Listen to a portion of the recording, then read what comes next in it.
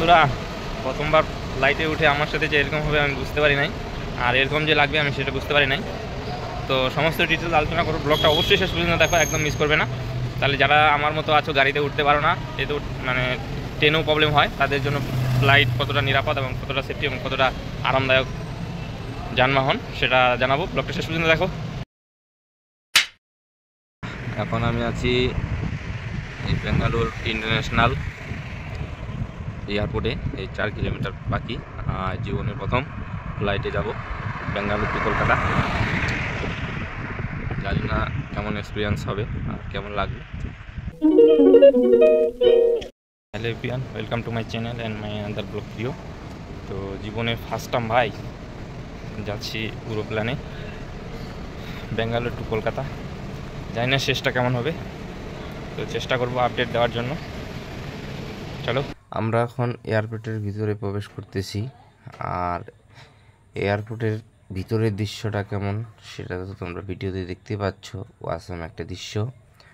আর হ্যাঁ, আরেকটা কথা বলি তোমাদের, আমরা কাঠগুড়ি থেকে এয়ারপোর্টে আসছি অনলাইন বুকিং করে। আর অনলাইন বুকিংয়ে ন্যায্য রেট এবং কম পয়সায় আসা যায়। আর যদি তোমরা মনে করো হোটেলের গাড়ি বা ওখান থেকে গাড়ি নিবে, তাহলে তোমাদের কাছে 1200 টাকা ভাড়া চাইবে। আর অনলাইন যদি বুকিং করে আসো তাহলে তোমার হচ্ছে 600 টাকার মধ্যে হয়ে যাবে। তো আমরা অনলাইন বুকিং করে রাত 1:30টার দিকে রওনা দিয়েছিলাম বেঙ্গালুর ন্যাশনাল এয়ারপোর্টের উদ্দেশ্যে। তো ফাইনালি আমরা এয়ারপোর্টের ভিতরে প্রবেশ করলাম। আর বেঙ্গালুরের ভিতরের মনোরম দৃশ্যটা এবং রাত্রিকালীন যে সৌন্দর্যটা সেটা উপভোগ করলাম এবং তোমাদের সাথে সেটা ভিডিওতে শেয়ার করলাম। তো ভিডিওটা অবশ্যই শেষ পর্যন্ত দেখতে থাকো। আর হ্যাঁ, আরেকটা কথা তোমাদেরকে বলে রাখি যে এয়ারপোর্টের ভিতরে কোনো বোমা, অস্ত্র বা ক্রাইম জাতীয় কিছু আলাপ আলোচনা করা যাবে না। যদি আলাপ আলোচনা করো তৎক্ষণাৎ সেখান থেকে অ্যারেস্ট করা হবে। এগুলো খুব সতর্কতার সহিত আলাপ আলোচনা করতে হবে। আর বিভিন্নভাবে চেকিং হবে এবং ব্যাগের মধ্যে অবৈধ জিনিস এবং নেশা জাতীয় জিনিস নিয়ে ঢোকা যাবে না। মারাত্মকভাবে চেকিং হয়। তো আমাদের সমস্ত রকম চেকিং সব কমপ্লিট। তো এখন আমাদেরকে নিয়ে যাচ্ছে কলকাতার মতো মেট্রোতে করে, যেখানে আমাদের ফ্লাইটটা আছে ওখানে নিয়ে যাচ্ছে মেট্রো করে। এটাও শীতাতপ নিয়ন্ত্রিত, মানে এসি। এই যে আমরা রওনা দিলাম আমাদের ফ্লাইট যেখানটায় আছে সেখানে। ফাইনালি এই যে ফ্লাইটের কাছাকাছি চলে আসলাম। বাবা, ফাইনালি আমরা এটাতে যাবো ভাই, Bengaluru to Kolkata first journey. জানি না এর অভিজ্ঞতা কেমন হবে, তা অবশ্যই শেয়ার করবো। ফিলিং হ্যাপি বর্তমানে। তারপর থেকে কি হচ্ছে, লেটস গো। লোকজন উঠতেছে, আমিও উঠবো এটাতে। জানি না ফার্স্ট টাইম। ইয়া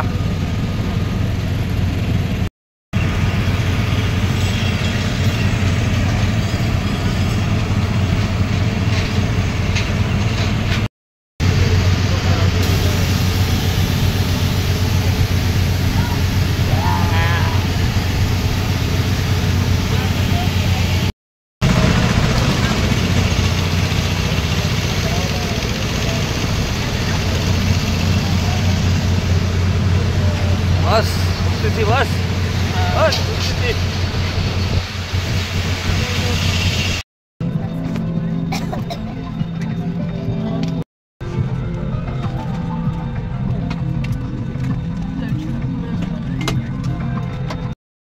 আমরা বসে পড়ছি প্লেনে, কলকাতার উদ্দেশ্যে রওনা দিচ্ছি।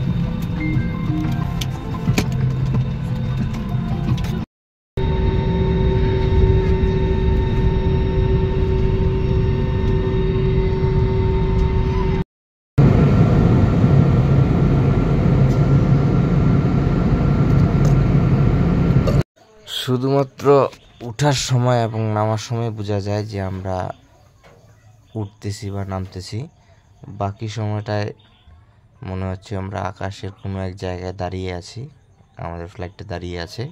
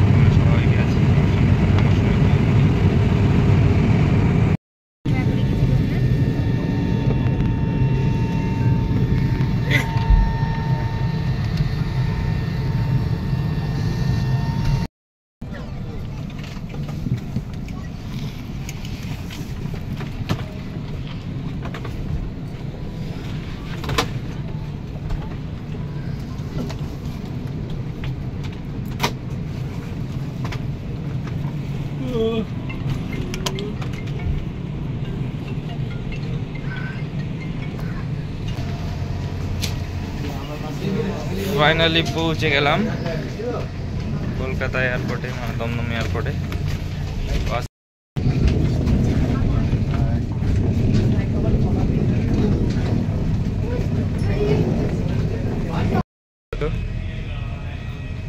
এই ফ্লাইট থেকে আমরা নামলাম এই যে ওভার ব্রিজ থেকে।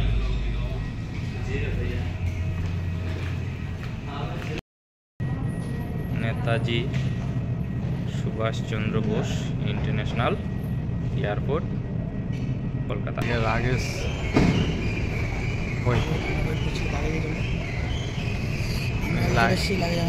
পিছনে আসছে, লাগেজ আসবে এখান দিয়ে,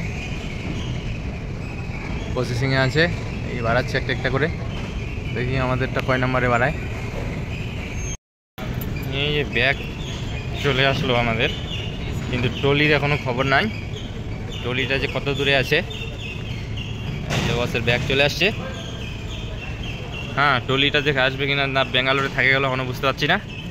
যদি ব্যাঙ্গালোরে থাকে আবার বসকে পাঠিয়ে দেবো। ছিল ট্রলিটা আমার ব্যাঙ্গালোরে থাকে গেল নাকি, তখন থেকে আসছিল না। যে ফাইনালি গাইজ আমরা ট্রলি ব্যাগ সব পেয়ে গেলাম। বাহ, কত খুশি বস, এখন দুশ্চিন্তায় ছিল। বন্ধুরা, ফ্লাইটে আমার ফার্স্ট টাইম ছিল এটা, তো অভিজ্ঞতা কিছু শেয়ার করি। প্রথমের দিকে খুব ভয় পেয়ে গেছিলাম যে কিভাবে যাব আর কেমন লাগবে। আর আমি তো আমার রাগ করাতে ফার্স্ট টাইম হলো, নাহলে ওটা হতো না। ঠিক আছে না, বস খুব ইয়ে করছে। তো আমি বাসে এবং 4 চাকাতে থাকতে পারি না, আর সেটা ভাবছিলাম আমি হয়তো যে ফ্লাইটে কেমন নাকি হবে, খুব ভয়ে ছিলাম। তো যা হোক, প্রথমে ওঠার সময় একটু সমস্যা হয়েছিল সাময়িক, তারপরে একদম ওকে ছিলাম। তো আজকের ব্লগ এ পর্যন্তই। সবাই ভালো থাকো, সুস্থ থাকো, বাই।